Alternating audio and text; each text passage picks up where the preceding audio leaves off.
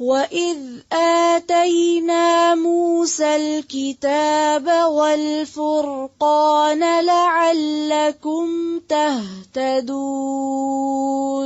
وَإِذْ آتَيْنَا مُوسَى الْكِتَابَ وَالْفُرْقَانَ لَعَلَّكُمْ تَهْتَدُونَ. پھر سے وَإِذْ آتَيْنَا مُوسَى الْكِتَابَ وَالْفُرْقَانَ لَعَلَّكُمْ تَهْتَدُونَ.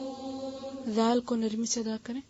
وَإِذْ آتَيْنَا مُوسَى الْكِتَابَ وَالْفُرْقَانَ لَعَلَّكُمْ تَهْتَدُونَ.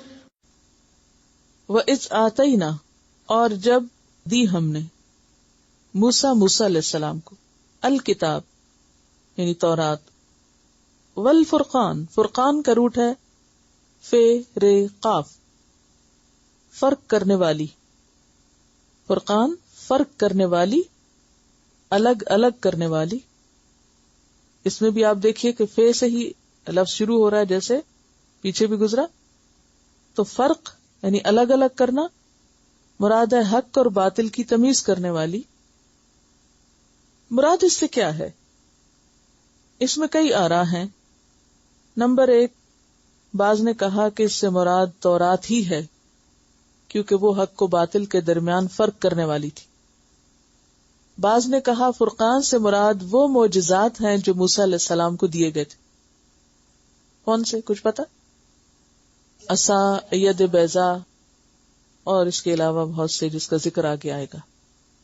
تو فرقان یعنی کتاب بھی دی اور فرقان بھی دیا.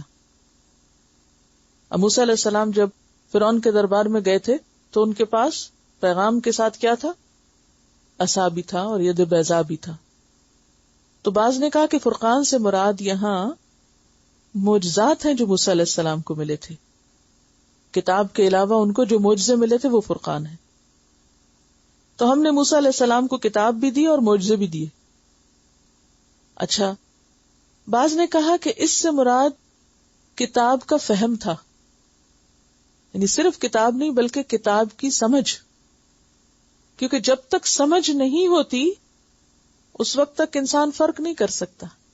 قرآن کا بے سوچے سمجھے پڑھنا، اب قرآن تو آپ پڑھ ہی رہے ہیں، آپ کو یہ تو نہیں کہہ سکتا آپ قرآن نہیں پڑھتے، آپ پڑھ رہے ہیں، لیکن قرآن تو پڑھ رہے ہیں مگر فرقان کوئی نہیں آپ کے پاس، کیونکہ سمجھ نہیں. تو اسی طرح ایک تو تھی تورات جو لکھی ہوئی دے دی گئی، اور ایک تھی کہ اس کے اندر کیا ہے، اس کی سمجھ، اس کا معنی. اور یہ معنی بھی نبی کو اللہ کی طرف سے ملتا ہے کہ وہ اس کو کس طرح ایکسپلین کرے، انٹرپریٹ کرے. جیسا کہ پیچھے میں ذکر کر چکی ہوں کہ اللہ کے رسول صلی اللہ علیہ وسلم کے لیے کیا فرمایا گیا؟ وَأَنزَلْنَا إِلَيْكَ الذِّكْرَ لِتُبَيِّنَ لِلنَّاسِ مَا نُزِّلَ إِلَيْهِمْ. ہم نے آپ کی طرف یہ ذکر اتارا تاکہ آپ بیان کریں کہ لوگوں کے لیے کیا اتارا گیا. تو قرآن کا بیان ضروری ہوتا ہے، یعنی محض کتاب کی ٹیکسٹ پڑھ لینا کافی نہیں ہوتی، اس کا بیان یعنی اس کی وضاحت ضروری ہوتی ہے کہ کیا مراد کیا ہے. تو یہ مراد جو ہے یہی فرقان ہوتی ہے پھر. ٹھیک ہے. اچھا، اسی لیے کہا جاتا ہے کہ قرآن کے علاوہ نبی پر جو قرآن کی فہم اتری وہ بھی وحی کے ذریعے ہی اتری ہے، یعنی مخصوص احکامات پر جو عمل کا طریقہ بتایا گیا، مثلا اقیم الصلاۃ، قرآن تو کہتا ہے اقیم الصلاۃ، نماز قائم کرو. کیسے کرو، کتنی پڑھو، کب پڑھو، یہ سب کچھ کس نے کر کے دکھایا؟ نبی صلی اللہ علیہ وسلم نے. یہ کیا تھا؟ سب کچھ قرآن کی تفسیر تھی، یہی بیان تھا. یعنی بیان صرف کرسی پہ بیٹھ کے تشریحات بولنا نہیں ہوتا، بیان کا مطلب اس کام کو کرنے کا طریقہ بھی بتانا کہ اس کو عمل میں کس طرح لایا جائے.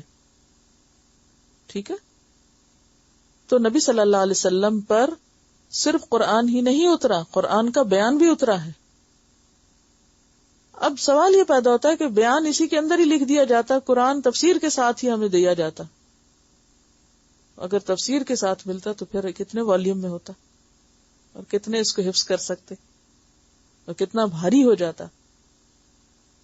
اور سورۃ القیامہ میں بھی آتا ہے نا، ان علینا جمعہ وقرآنہ ثم ان علینا بیانہ، کہ ہمارے ہی ذمہ ہے اس کو بیان کرنا.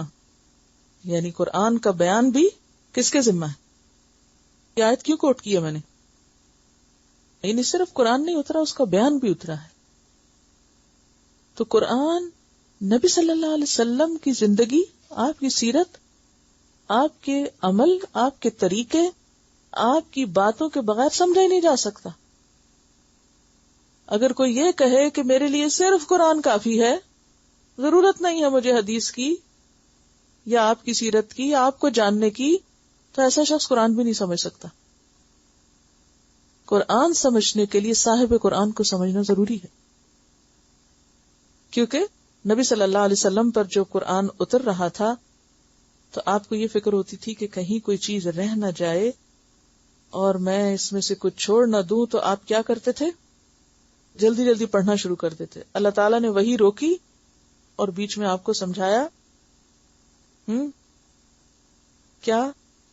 لا تحرک به لسانک لتعجل به ان علینا جمعہ وقرآنہ فاذا قرأناہ فاتبع قرآنہ ثم ان علینا بیانہ. اب دیکھیے قیامت کی بات ہو رہی ہے، اتنا اہم موضوع بتایا جا رہا ہے، قیامت کے دن کی بات ہو رہی ہے کہ اس دن ہوگا کیا. بہت سخت آیتیں ہیں پیچھے. آیت نمبر 15 سے آگے 16 سے شروع ہوتی ہے یہ آیت جو میں نے ابھی پڑھی ہے. یعنی آپ دیکھیے کہ سورۃ القیامہ جو ہے یہ 29ویں پارے کی سورت ہے. اب 29ویں پارے میں قیامت کا بیان جاری ہے. آپ صلی اللہ علیہ وسلم وہی اخذ کر رہے ہیں، لے رہے ہیں کہ اتنے میں آپ اس کو تیز تیز پڑھنے لگتے ہیں. اصل موضوع روک دیا جاتا ہے اور کیا شروع کر دیا جاتا ہے؟ معاملے کی وضاحت یا جو تربیت ہے. اور کہا جاتا ہے لا تحرک به لسانک، ایسے نہیں لینا، جلدی نہیں کرنی، اپنی زبان کو حرکت نہ دیجیے. لتعجل به، کہ تم اسے جلدی جلدی لے لو. ان علینا جمعہ، ہمارے ذمہ ہے اس کو جمع کرنا، کہیں نہیں جاتا، کچھ نہیں بھولے گا. وقرآنہ، اور اس کا پڑھوانا. فاذا قرأناہ، پھر جب ہم پڑھ رہے ہیں اس کو تو تمہارا کیا کام ہے؟ بولنا نہیں. فاتبع قرآنہ، اس کی ریڈنگ کو فالو کرو کہ کیا پڑھایا جا رہا ہے. ثم ان علینا بیانہ، پھر ہمارے ذمہ ہے اس کو بیان کرنا، ہم بتائیں گے کہ اس کا مطلب کیا ہے. یہ کر کے پھر موضوع شروع کیا کلا بل تحبون العاجلہ. یعنی بیچ میں آپ دیکھیے قرآن اتنے نیچرل انداز میں نازل ہوا ہے اور اس کو پڑھانے کا طریقہ بھی جب تک نیچرل نہ ہو.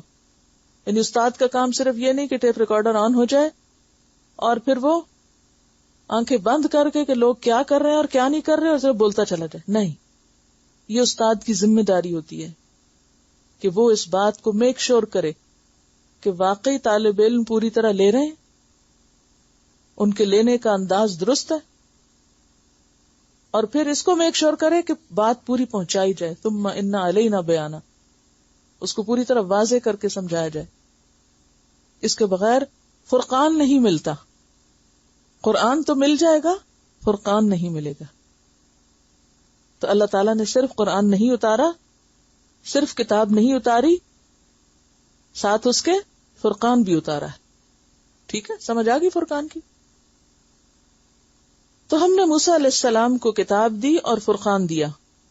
لعلکم تہتدون، تاکہ تم ہدایت پا جاؤ. تو ہدایت کے لیے کیا ضروری ہے؟ فرقان. کتاب کے ساتھ فرقان ضروری ہے، اس کی سمجھ ضروری ہے. تو کتاب کے دیے جانے کا مقصد کیا تھا؟ ہدایت. جو معجزات ہیں وہ تو پہلے ملے تھے نا. مدین سے آپ واپس آ رہے تھے اور جو فرعون کے دربار میں بھیجا جا رہا تھا اس وقت معجزات دیے گئے تھے، اور یہاں تو کتاب اور کتاب کا فہم. لعلکم تہتدون، تاکہ تم ہدایت پاؤ، راستہ پاؤ.